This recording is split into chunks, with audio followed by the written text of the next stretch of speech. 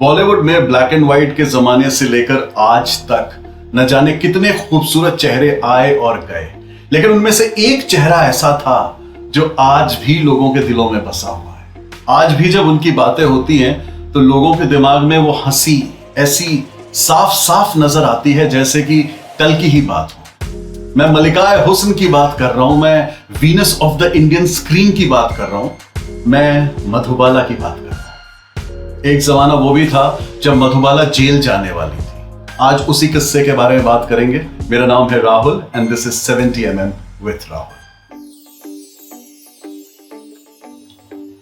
ये बात हो रही है 1950s की, ये बात हो रही है नया दौर कोर्ट केस की। नया दौर एक ऐसी फिल्म जो बी.आर. चोपड़ा बना रहे थे, वही इसके प्रोड्यूसर भी थे, वही उसके डायरेक्टर भी थे, और इस फिल्म के लिए उन्होंने 1950s की सबसे चर्चित या पॉपुलर जोड़ी दिलीप कुमार और मधुबाला को चुना।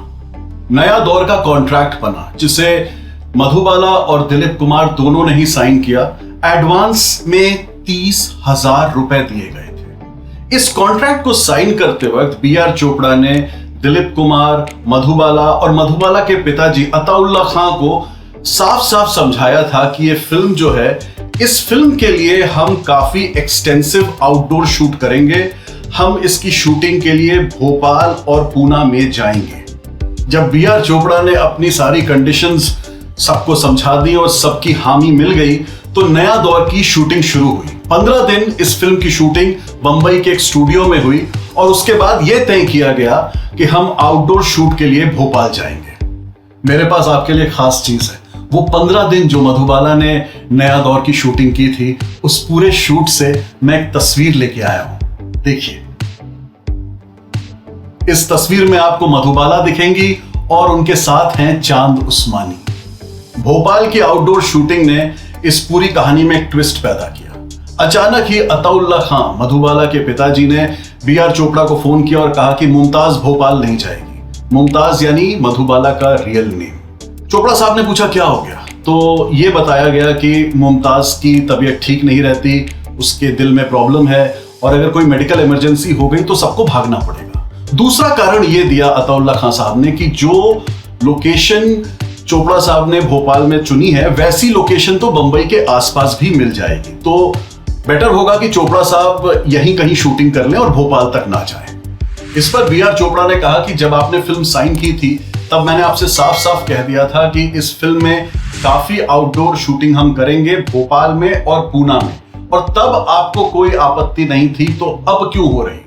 अताउल्ला खां साहब ने कहा कि नहीं, मैंने तय कर लिया है, मुमताज आउटडोर लोकेशन पर नहीं जाएगी। चोपड़ा साहब ने कहा कि आपने कॉन्ट्रैक्ट साइन किया है और अगर आप आउटडोर लोकेशन पर नहीं जाएंगे तो आप कॉन्ट्रैक्ट तोड़ने का काम करेंगे। यह सुनकर भी अताउल्ला खां साहब नहीं माने और उन्होंने कहा कि मेरा डिसीजन फाइनल है, मुमताज आउटडोर लोकेशन पर नहीं जाएगी।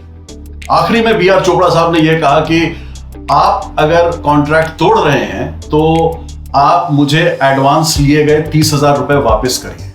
इस पर भी अताउल्ला खां साहब ने बहुत ही कड़ा रुख अपनाया और कहा कि वो पैसे लौटाए नहीं जाएंगे, वो साइनिंग अमाउंट था और एक बार लिया गया साइनिंग अमाउंट वापस नहीं किया जाएगा।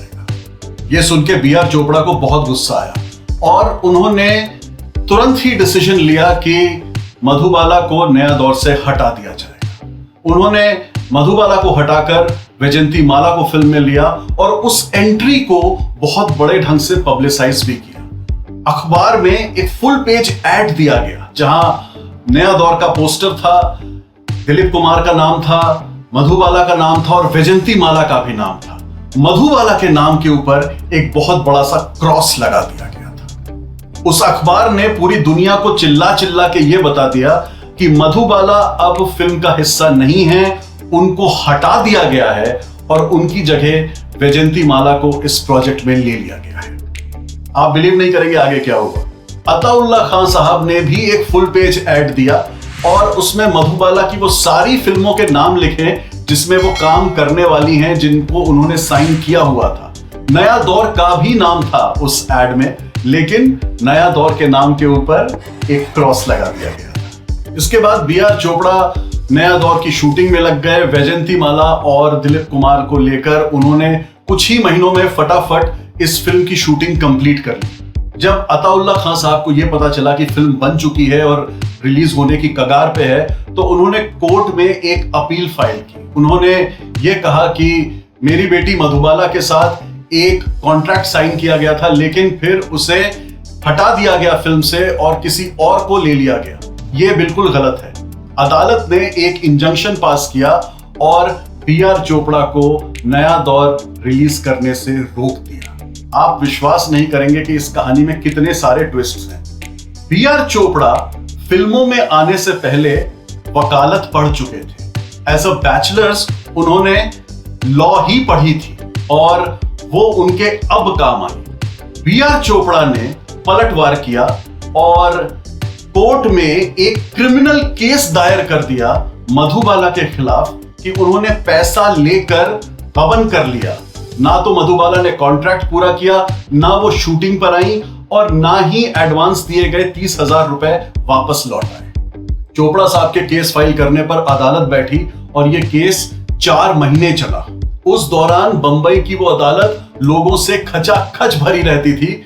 सब लोग कोर्ट रूम में जमा होने लग गए, इसलिए नहीं कि कोर्ट केस में क्या हो रहा है, यह देखने के लिए कि दिलीप कुमार और मधुबाला असल जिंदगी में दिखते कैसे हैं। धीरे धीरे यह बात बाहर आने लग गई कि मधुबाला पर एक क्रिमिनल केस दायर हुआ है और मधुबाला जेल भी जा सकती है।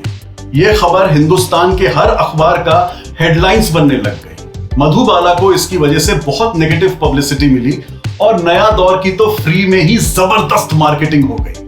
अदालत ने दोनों पक्षों की बात सुनी, लेकिन सबसे इंपॉर्टेंट बयान था दिलीप कुमार साहब का, जो मधुबाला की तरफ से नहीं, बी.आर. चोपड़ा साहब की तरफ से बोले। दिलीप कुमार ने अपनी गवाही में एक बहुत बड़ी बात कही। उन्होंने पब्लिकली कोर्ट रूम में कहा कि मैं मधुबाला से बहुत प्यार करता हूं, मैं उनका शुभचिंतक हूं, लेकिन इस मामले में वो गलत हैं।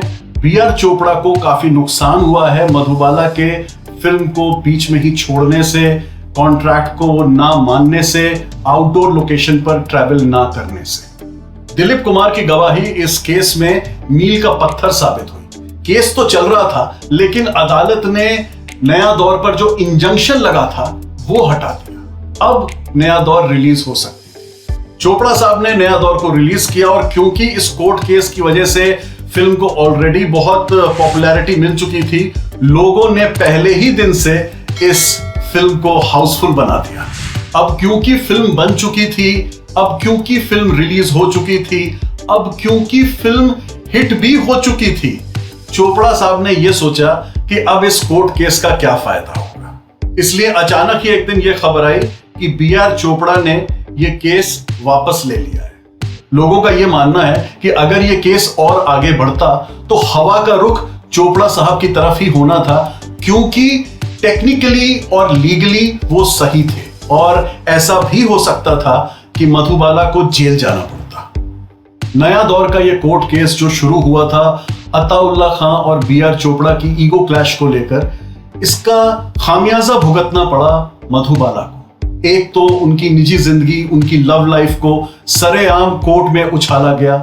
उसके बाद नया दौर जैसी फिल्म उनके हाथ से निकल गई और फाइनली एंड मोस्ट इंपॉर्टेंटली उनकी जो रिलेशनशिप थी दिलीप कुमार के साथ, वो सदा के लिए खत्म हो गई। कुछ लोग ये सोचते हैं कि अताउल्ला खान ने मधुबाला को भोपाल इसलिए नहीं जाने दिया क्योंकि वो दिलीप कुमार को पसंद नहीं करते थे और नहीं चाहते थे कि मधुबाला और दिलीप कुमार एक दूसरे के करीब आए एक आउटडोर लोकेशन में। ये बात बिल्कुल सच नहीं है। हमने उसके ऊपर एक वीडियो भी बनाया है, इसे आप यहां देख सकते हैं। जब आप इस वीडियो को देखेंगे तो आपको पता चलेगा कि मधुबाला और दिलीप कुमार की रिलेशनशिप क्यों टूटी थी और अताउल्ला खान दिलीप कुमार से क्या चाहते थे। मैं आपको मिलूंगा अगले वीडियो में, तब तक टेक केयर, टाटा।